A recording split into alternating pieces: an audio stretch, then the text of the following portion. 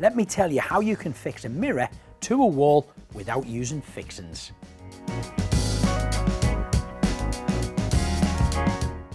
A common misconception is that whilst most silicons have a degree of adhesive properties, many mirrors have foil backing on the glass that isn't compatible with the chemical ingredients used in silicons, especially epoxy.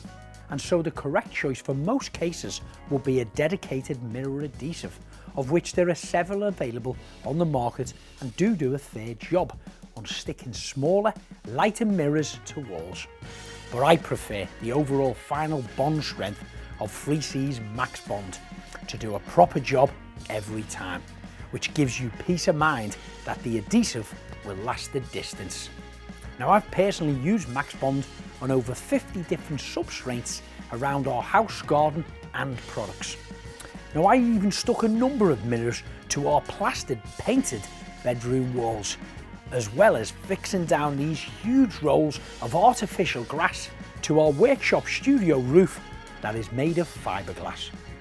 We did this over 2 years ago now, and they're still fixed down as strong today as they were the day I did them.